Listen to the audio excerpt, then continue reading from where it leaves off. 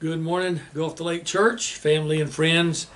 It is Wednesday, June the 15th of 2022, and we're glad that you're with us today. I don't always get to say it, but thank you to those of you that do watch our Bible study online and on Sunday mornings. Those of you, I'm sure a lot of you are still watching on Sunday morning. Thank you for still tuning in and being a part of our virtual campus, if you will, but we appreciate your being a part of our service.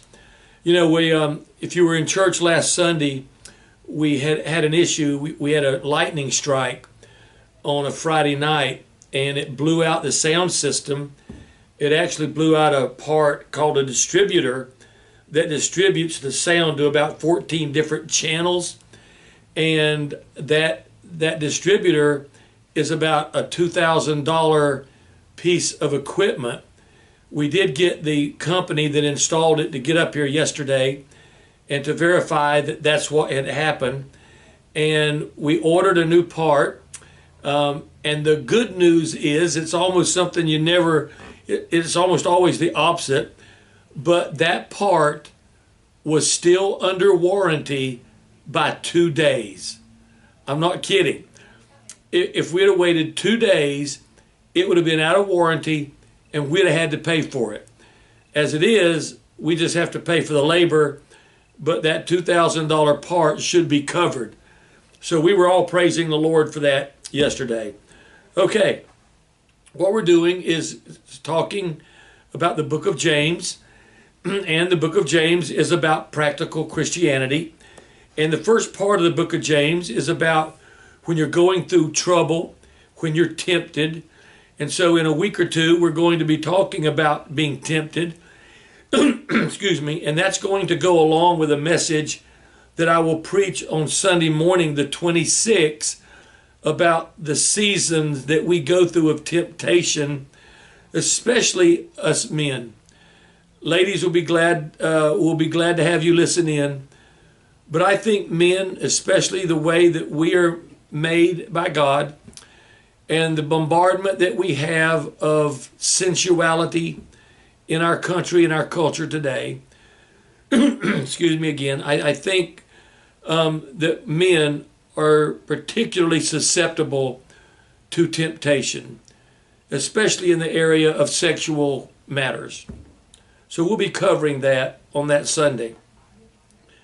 But as I told you last week, we're going today take a cue from James when he talks about over in the 5th chapter about the 10th and 11th verse, when he says, hey, consider Job.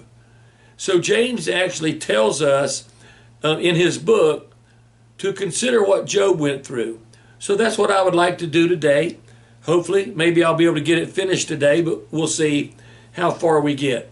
So if you're following along in your Bible, you may want to go to the book of Job. And in particular, let's start in the very beginning. All right. I don't know about you, but when I opened my eyes this morning, as many mornings, some days I'm looking forward to the day, and some days I can barely force myself out of the bed. Sometimes it's because I'm tired and I didn't sleep maybe well the night before. But sometimes it's something that's just draining on my mind, or this health issue that just keeps popping its ugly head up and causing me to have difficulty breathing and so forth, as I am right now today and have been for about a week, but it is getting better. Well, you know, if you're like me, when you go through things like this, and there's a lot of well-meaning, and I know a lot of you pray for me every day, and I feel it, and I'm thankful that you do. But I'm trying to learn not to do what I don't like others to do, and that is to give me a bunch of platitudes and cliches like, well, you know, it's going to get better, you know, God's going to heal you of it. Well, he may or he may not. He will eventually one day. But your heart just, there's times where my heart just cries out to God, you know, for help in the trouble and the struggle that I'm going through. And trusting God is not something that I think we just intuitively know how to do. I believe it's something that we have to have a guide of the Holy Spirit of God, taking the Word of God, leading us. Many people, and I'm one of them, I consider the book of Job to be the textbook on suffering. I really do.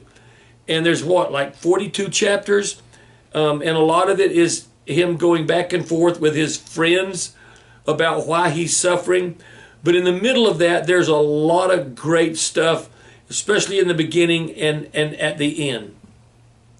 Philip Yancey, and I have quite a few of his books that I like to read, he suggests that the point of Job is not suffering, but the point of Job is faith. So he goes on to talk about where Job is in his life when it hurts, really hurts, and how he's responding. And according to Job, chapters 1 and 2, Job's response is one that we all need to learn and I think follow Job. So what I'd like to do quickly this morning, as quickly as I can, is to show you these different scenes in times past that resulted in unbelievable hardship and suffering and calamity for Job. There's 5 scenes. Now, the first scene, you know probably about that one. It takes place on earth.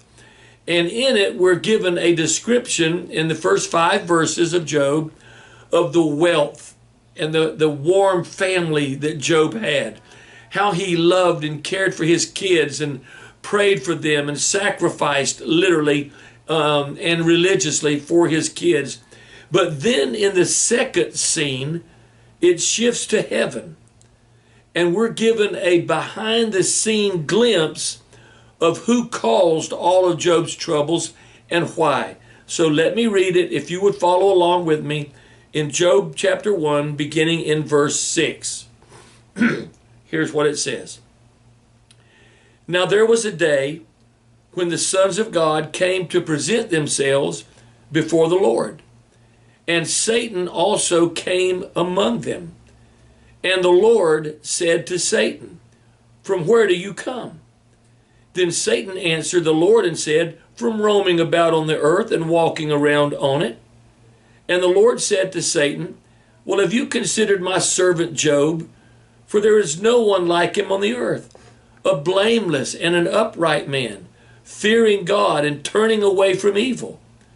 Then Satan answered the Lord, "Well, does Job fear God for nothing? Hast thou not made a hedge about him and his house and all that he has on every side? Thou hast blessed the work of his hands, and his possessions have increased in the land. But put forth your hand now and touch all that he has, and he will surely curse thee to thy face." And then the Lord said to Satan, "Behold, all that he has is in your power, only do not put forth your hand on him." So Satan departed from the presence of the Lord. Folks, what a dramatic scene taking place in heaven between God and Satan. Now, and here's what I want to say about this that I think we overlook. Job doesn't know anything about this. Job has no clue. He's completely unaware that Satan has just bet God that he can make Job curse God to his face. So Job doesn't know this is going to go on and what's behind it. Neither do we. We don't know a lot of times what's going on. I don't know what's going on behind my heart issue or my back issue. I don't know what's going on behind that. So with the background of Job's suffering, and you understand that, let's look at the third scene, and that is where Satan does actually do what God has given him permission to do. He attacks his faith. So I'm going to begin reading in verse 13. Now it happened on the day when his sons and his daughters were eating and drinking wine in their oldest brother's house, that a messenger came to Job and said, The oxen were plowing and the donkeys feeding beside them. And the Sabeans attacked and took them. They also slew the servants with the edge of the sword. And I alone have escaped to tell you. While he was still speaking, another also came and said, the fire of God fell from heaven and burned up the sheep and the servants and consumed them. And I alone have escaped to tell you. While he was still speaking, another also came and said, the Chaldeans formed 3 bands, made a raid on the camels and took them and slew the servants with the edge of the sword. And I alone have escaped to tell you. While he was still speaking, another also came and said, your sons and your daughters were eating and drinking wine in their oldest brother's house. And behold, a great wind came from across the wilderness and struck the 4 corners of the house. And it fell on the young people, and they died. And I alone have escaped to tell you. Verses 13 through 19. Folks, you've read this before. But I want you to see this morning. You talk about overwhelming trials. And before we can look at Job's response to all of this, I want you to go with me to another scene, scene 4, in heaven, where Satan again presents himself before God. Here's what we read. So if you would pick up with me in verse, chapter 2 and verse 3. And the Lord said to Satan, have you considered my servant Job? See, he's back before him now a second time. For there is no one like him on the earth, a blameless and upright man, fearing God and turning away from evil. Excuse me. And he still holds fast his integrity, although you incited me against him to ruin him without cause. Folks, there's so much packed in that verse right there that refutes a lot of this health and wealth prosperity preaching today. You have incited me against him to ruin him without cause. So what does Satan say about that? And Satan answered the Lord and said, yes, skin for skin. Yes, all that a man has he'll give for his life. However, put forth your hand now, touch his bone and his flesh. In other words, touch his health. He'll curse thee to thy face. So the Lord said to Satan, behold, he is in your power, only spare his life. Then Satan went out from the presence of the Lord and smote Job with sore boils from the sole of his foot to the crown of his head. Man. Here's Job reeling from the previous attacks and blows in life. All of his children dead. All of his wealth, and the Bible spells out all of the different areas of his wealth. All of them not only destroyed, but all of his servants, except one that they allowed to come tell Job, all of them were killed. There had to be a closeness there too. So Job's dealing with dozens and dozens of his own servants dead, in addition to his children dead, and all of his wealth taken away. So Satan now is allowed to strike him again. This time, I believe, with a punch powerful enough to knock him to the ground. But you know what? Satan, and I've never thought of this before, and I give credit to Chuck Swindoll for pointing this out to me. Satan also suffered because he was humiliated before all the host of heaven by Job's response. I never really thought about that. You know, thinking about, well, how wonderful the character and integrity of Job is, but think about all that Satan had to deal with when Job wouldn't give in and curse God to his face. All right, so now let's look, with my time left, let's look at the 4 responses that reveals the unbelievable character and integrity of Job. Number 1, worship. Worship. Job stood in a stunned silence as Satan was allowed to just beat him with the loss of his wealth and his family. But finally, all these catastrophes ended. And Satan kind of stepped back to let his victim, Job, catch his breath and hopefully hear that he would curse God. But what Satan heard instead had to be an unbelievable blow, as I just said, to his pride that rang throughout heaven. Because here's what it says in chapter 1, verses 20 and 21. Then Job arose and tore his robe and shaved his head and fell to the ground and worshiped. And he said, notice, he fell to the ground, tore his robe, shaved his head, fell to the ground and worshiped, and said, naked I came from my mother's womb, and naked I will return there. The Lord gave, and the Lord has taken away. Blessed be the name of the Lord. I don't know that I would do that. I would like to believe at my point in life, but I'm just not sure, and I'm not going to be so bold or arrogant maybe to say, oh, I would act like he would now. Job tears his robe. That is an illustrative act of his tearing his heart. The shaving of his head, that was a very customary thing that they did back then. And then he threw himself to the ground, folks, in total humility before God. He didn't do that to ask God why or throw a temper tantrum.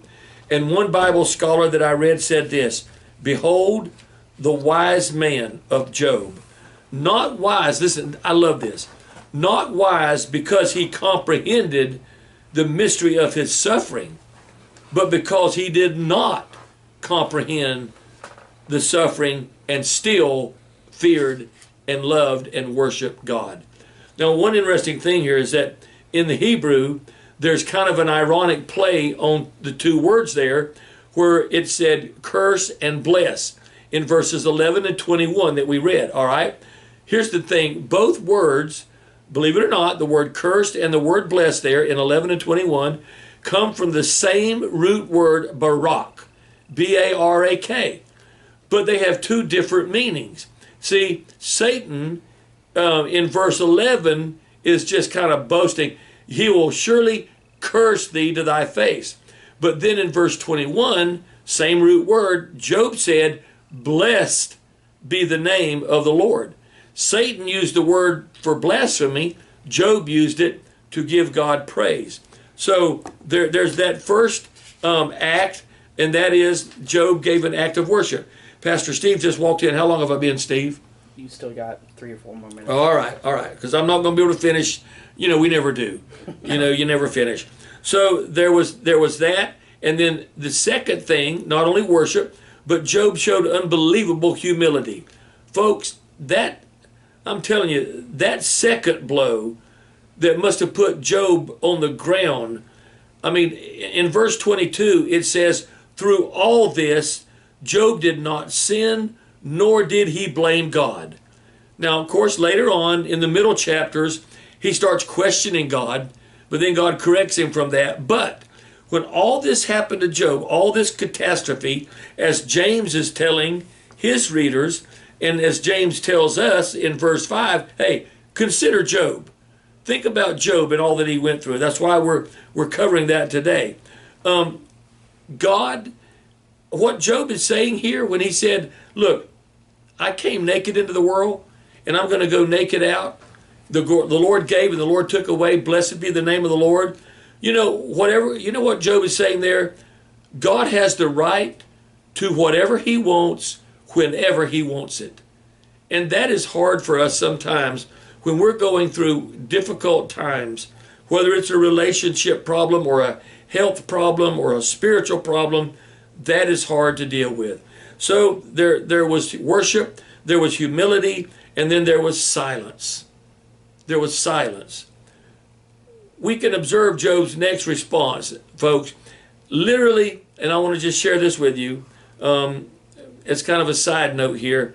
When it talks about Job in verse 8, and Job took a potsherd, a fragment of pottery, like a broken piece of glass, to scrape himself while he was sitting among the ashes. Now, the ashes here, and I'm quoting from an author that I've read a good bit about, is Ron Blue. And Ron Blue says this: the ashes referred to in Job 2:8 was a mound of burnt dung lying outside the town. There lies the outcast, Job, smitten by a loathsome disease because he's no longer allowed to live in the dwelling of men. The richest man in the world now sitting on a dung heap. Folks, Job's pain had driven him to silence. I think we can appreciate that. When his friends came, it said for 7 days and 7 nights they just sat there in total quietness. Job, to get a good feeling for this, Job's whole body, has erupted in viral itching and running ulcers. And apparently these sores brought with him, according to Job in chapter 4 and 5, brought insomnia. To say nothing of the Bible talking about, just say it, the maggots and the skin that would just peel and fall off. I mean, a lot of the people that I've read about over the years believe that Job suffered from elephantiasis, which is a disease that is named because the limbs and the joints, they swell and they blacken, and because it resembles like the skin you ever seen of an elephant, all wrinkled up. Job also talks about in chapter 7 about how he suffered from nightmares. He says, Lord, you frighten me with dreams and you terrify me by visions in the night. And for Job, folks, he had unbelievable pain. Once in a while I get hives and I may itch on this little part of my hand, and then it'll drive me crazy till I can remedy it. Job had his whole body dealing with itching and burning, and I just can't really imagine it. So Job goes on to say, and now my soul is poured out within me. Days of affliction have seized me. At night it pierces my bones within me, and my gnawing pain has no rest. Folks, that's about as bad as it can get. And then, of course, in chapter 2, verse 9, his wife says, are you still holding fast to your integrity? Just curse God and die. And then the last thing, and I'll close with this. So, it starts with the worship and so forth, and that is acceptance. He actually accepted this. Chapter 2, verse 10. To me, an unforgettable response. He reproaches his wife and goes beyond that to acceptance of what God is allowing in his life. We'll close with this verse 10. But he said to her, you speak as one of the foolish women speak. Shall we indeed accept good from God and not accept adversity? In all this, Job did not sin with his lips. What a great way to end it. I hope that you and I could have that kind of integrity and that kind of character, that no matter what happens, that we could say in all of this, God could say about us, they didn't sin with their lips. Well, God bless you. Hope you have a great, great day. We look forward to Father's Day. As I told you, we got a special treat, a song that you don't want to miss on the Seasons of a Man. You're going to love it. So we hope